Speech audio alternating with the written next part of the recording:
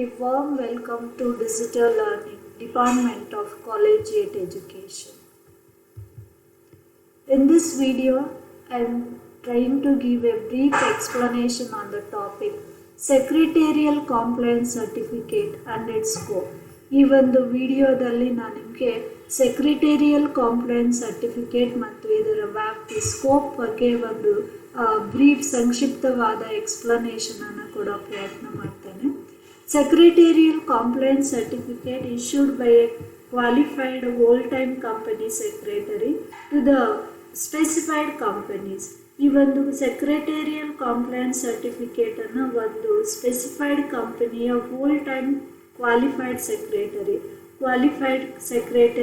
who is a whole-time secretary in specified company usually issues the secretarial compliance certificate. ಈ ಒಂದು ಅಂದರೆ secretarial compliance ಸರ್ಟಿಫಿಕೇಟನ್ನು ಏನಕ್ಕೆ issue ಮಾಡ್ತಾರೆ ಅಂದರೆ ಒಂದು ಕಂಪನಿಯ ಕಾಯ್ದೆ ಅಡಿಯಲ್ಲಿ ನಿರ್ವಹಿಸಬೇಕಾದಂತಹ ಎಲ್ಲ ಒಂದು ಲೆಕ್ಕಪತ್ರಗಳನ್ನು ವ್ಯವಹಾರಗಳನ್ನು ಮಾಡಿದೆ, ಡಿಸ್ಕ್ಲೋಜರ್ಸ್ನ ಮಾಡಿದೆ, ಎಲ್ಲ ಪ್ರಾವಿಷನ್ಸನ್ನು ಅದು ಫಾಲೋ ಮಾಡಿದೆ ಅಂತ ಸರ್ಟಿಫಿಕೇಟನ್ನು ಕೊಡೋ ಅಂಥ ಒಂದು ಕಾಂಪ್ಲೈನ್ಸ್ ಸರ್ಟಿಫಿಕೇಟ್ ಆಗಿದೆ. ಫಾಲೋ ಮಾಡ್ತಿದೆ ಕಂಪನಿ, ನಾನು ಅಬ್ಸರ್ವ್ ಮಾಡಿರೋ ಹಾಗೆ, ನಾನು ನೋಡಿರೋ ಹಾಗೆ, ನಾನು ಪರಿಶೀಲಿಸಿರೋ ಹಾಗೆ ರೂಲ್ಸ್ಗಳನ್ನು ಫಾಲೋ ಮಾಡ್ತಿದೆ ಅಂತ ಹೇಳಿ ಸರ್ಟಿಫಿಕೇಟ್ ಮಾಡಿಕೊಡೋ ಅಂಥ ಒಂದು ಸರ್ಟಿಫಿಕೇಟನ್ನು ನಾವು ಸೆಕ್ರೆಟೇರಿಯಲ್ ಕಾಂಪ್ಲೈನ್ಸ್ ಸರ್ಟಿಫಿಕೇಟ್ ಅಂತ ಹೇಳಿ ಕರಿತೀವಿ. And as per the section 383 of the act, that is companies amendment act 2000, ಇದು ಹಳೆ ಆ್ಯಕ್ಟು. ಇಲ್ಲಿ ಹೇಳುತ್ತೆ ಈ act, every company not required to appoint whole-time ಸೆಕ್ರೆಟರಿನ ಅವರು ಅಪಾಯಿಂಟ್ ಮಾಡೋಕ್ಕಿಲ್ಲ. And companies having paid up capital of rupees 10 crore or more required to appoint whole-time secretary. ಯಾವ ಕಂಪನಿಗಳಲ್ಲಿ ಪೇಡ್ ಅಪ್ ಕ್ಯಾಪಿಟಲ್ಲು 10 ಕೋಟಿ ಅಥವಾ ಅದಕ್ಕಿಂತ ಜಾಸ್ತಿ ಇರುತ್ತೆ, ಅಂತಹ ಕಂಪನಿಗಳು ಮಾತ್ರ whole-time ಸೆಕ್ರೆಟರಿ ಅಂದರೆ ಪೂರ್ಣಾವಧಿಗೆ ಕಂಪನಿ ಕಾರ್ಯದರ್ಶಿಗಳನ್ನು ನೇಮಕಾತಿ ಮಾಡಿಕೊಳ್ಳಬೇಕಾಗುತ್ತೆ. ಅಂತಹ ಕಂಪನಿಗಳಲ್ಲಿ whole-time company secretary need to issue the secretarial compliance certificate. And this secretarial compliance certificate from a secretary, whole-time secretary must be filed with the registrar of companies. ಈ ಒಂದು ಕಂಪನಿಗಳು ತಮ್ಮ whole-time ಸೆಕ್ರೆಟರಿ issue ಮಾಡಿರೋ ಅಂಥ ಸೆಕ್ರೆಟೇರಿಯಲ್ ಕಾಂಪ್ಲೈನ್ಸ್ ಸರ್ಟಿಫಿಕೇಟನ್ನು ROC registrar of company ಅವರ ಬಳಿ ಫೈಲ್ ಮಾಡಬೇಕಾಗುತ್ತೆ. ಆ್ಯಂಡ್ ಈ should be in the specified format and ಈ should be given within the specified time. And as the certification should be made by the secretary as per the provisions, and the certificate should be attached to the board of directors report. BOD ರಿಪೋರ್ಟ್ಸಿಗೆ ಅದನ್ನು attach ಮಾಡಿ specified ಫಾರ್ಮಲ್ಲಿ specified ಟೈಮಲ್ಲಿ ನಿಗದಿತ ರೀತಿಯ ಸರ್ಟಿಫಿಕೇಟನ್ನು company secretary ಕೊಡಬೇಕಾಗುತ್ತೆ. ಈ ಒಂದು certificate board of directors report ಜೊತೆ ಅಟ್ಯಾಚ್ ಮಾಡಬೇಕಾಗುತ್ತೆ ಅಂತ ತಿಳಿಸಿದ್ದಾರೆ. And it is given in form MGT 8 ಅಂತ ಒಂದು ನಮೂನೆ ಇದೆ, ಅದರಲ್ಲಿ ಮಾಡಬೇಕು. And this certification is actually a mini secretarial audit report. Secretarial ಸ್ಟ್ಯಾಂಡರ್ಡ್ಸಲ್ಲಿ ನಾವು ಸೆಕ್ರೆಟೇರಿಯಲ್ ಆಡಿಟ್ ಅಂತ ಹೇಳಿ ಮಾಡ್ತಾರೆ. ಸೊ ಅದೇ ರೀತಿಯಾಗಿ ಒಂದು ಮಿನಿ ಸೆಕ್ರೆಟೇರಿಯಲ್ ಆಡಿಟ್ ರಿಪೋರ್ಟ್ ಅಂತೇಳಿ ಕರಿಬೋದು.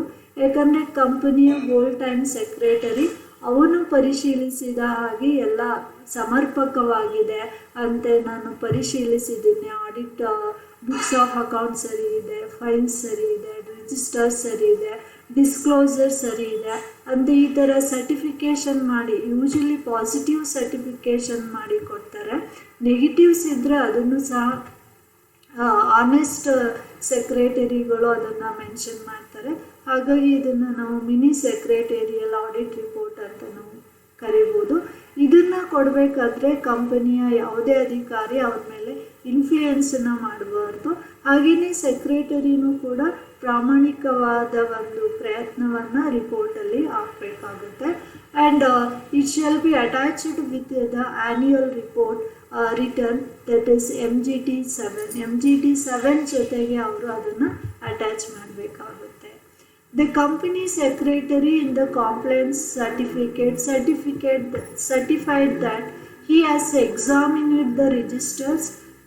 It may be a register of directors, register of members, register of creditors, etc.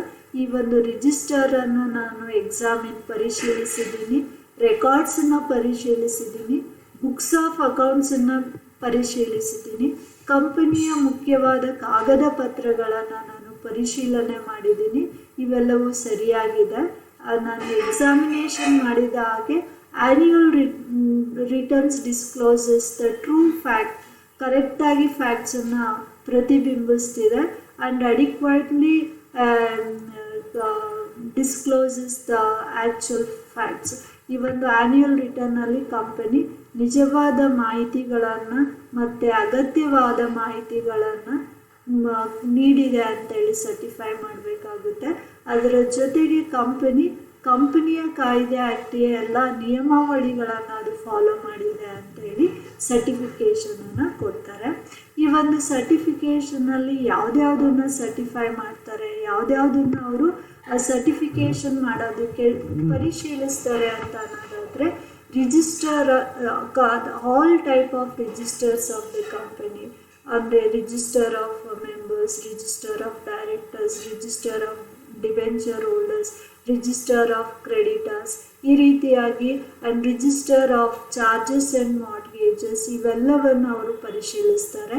And also examine the records, important records of the company, books of accounts of the company, and also important official papers, document of the company.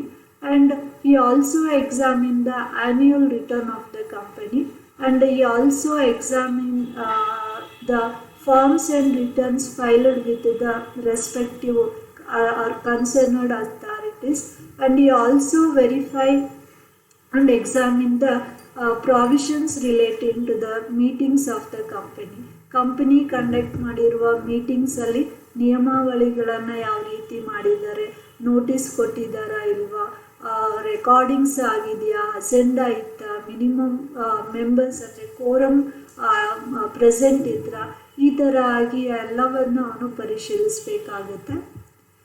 Closer of register of members and security holders, ಯಾವ ಸಂದರ್ಭದಲ್ಲಿ ಅದನ್ನು close ಮಾಡಿತ್ತು ಅದನ್ನು ಅವನು ನೋಡಬೇಕಾಗುತ್ತೆ. And ಈ also verify the advances or loans given to the directors and others within the ಕಂಪನಿಯ ಒಳಗಿನ ಅಧಿಕಾರಿಗಳಿಗೆ, ಡೈರೆಕ್ಟರ್ಸ್ಗೆ ಏನು ಲೋನ್ಸ್ ಆ್ಯಂಡ್ ಅಡ್ವಾನ್ಸಸ್ನ ನೀಡಿದೆ ಅದ್ರ ಬಗ್ಗೆ ನಾನು ಹೇಳಿಕೆಯನ್ನು ಕೊಡಬೇಕಾಗುತ್ತೆ. ಆ್ಯಂಡ್ ಈ also examine the various contract made by the company with the publics and share holders, debenture holders, etcetera. And also agreement and arrangement also verified by the company secretary. And he also verified the transactions relating to the securities, buying of securities, selling of securities, investment, bonds, ಇವುಗಳನ್ನು ಸಹ ಪರಿಶೀಲಿಸ್ತಾನೆ. And he has the right to verify the dividend and right issue made by the company. And he also verified the issue of bonuses, ಅಂದರೆ ಏನು ಡಿವಿಡೆಂಟನ್ನು ಕೊಟ್ಟಿದ್ದಾರೆ, right issue ಮಾಡಿದ್ದಾರೆ, bonus issue ಮಾಡಿದ್ದಾರೆ, ಅದನ್ನು ಅವನು ಪರಿಶೀಲಿಸ್ತಾನೆ. And any declaration or payment of dividend to the share holders, signing of audited financial statement, ಅವನು ಆಡಿಟೆಡ್ ಫೈನಾನ್ಷಿಯಲ್ ಸ್ಟೇಟ್ಮೆಂಟ್ಗೆ ಬೋರ್ಡ್ ಆಫ್ ಡೈರೆಕ್ಟರ್ಸ್ ಏನಾಗಿದೆಯಾ, ಆಡಿಟರ್ಸ್ ಏನಾಗಿದೆಯಾ ಅದನ್ನು ಅವನು ಪರಿಶೀಲಿಸ್ತಾನೆ. And he also verify the various agreement with the and various agreement and related matters with of the directors and key managerial persons. Directors of the company ಕರೆಕ್ಟಾಗಿ ಸಮರ್ಪಕವಾಗಿ ಅವರ authority ಒಳಗಡೆ ಕಾರ್ಯನಿರ್ವಹಿಸಿದಾರ. Key managerial person MD ಇರ್ಬೋದು, ಮತ್ತು director ಇರ್ಬೋದು, other executives ಇರ್ಬೋದು, CEO ಆ ಥರ ಅವರೆಲ್ಲ ಕಾರ್ಯ ಯಾವ ಥರ ನಿರ್ವಹಿಸ್ತಿದ್ದಾರೆ, ಆಡಿಟರ್ಸ್ ಅದು ಪಾತ್ರ ಏನಿದೆ, ಸರಿಯಾಗಿ ಆಡಿಟ್ ಆಗಿದೆಯಾ ಅನ್ನೋದನ್ನು ಅವನು ಪರಿಶೀಲಿಸಿ ಹೇಳಿಕೆಯನ್ನು ನೀಡಬೇಕಾಗುತ್ತೆ. And all approvals required to be taken under that. Company ತನ್ನ ಕಾರ್ಯಗಳನ್ನು ಮಾಡಬೇಕಾದ್ರೆ, ತನ್ನ ವ್ಯವಹಾರಗಳನ್ನು ಮಾಡಬೇಕಾದ್ರೆ ಅಗತ್ಯವಾಗಿ ತಗೊಳ್ಬೇಕಾದ ಅಪ್ರೂವಲ್ಸನ್ನು ಕನ್ಸರ್ನ್ಡ್ ಅಥಾರಿಟಿಯಿಂದ ತಗೊಂಡಿದೆಯಾ ಅಂತೇಳಿ ಅವನು ಪರಿಶೀಲನೆ ಮಾಡಿ ಕೊಡಬೇಕಾಗುತ್ತೆ.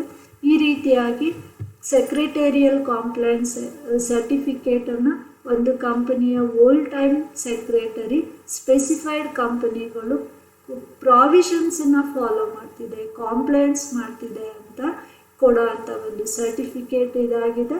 ಅವನು ಯಾವ್ಯಾವುದನ್ನು ಪರಿಶೀಲಿಸ್ತಾನೆ ಅದನ್ನು ಕೊಡೋ ಸಂದರ್ಭದಲ್ಲಿ ಅಂದರೆ ಇದಿಷ್ಟಿದೆ: examination of records, registered books, annual returns and many more liked items. Happy learning. Thank you.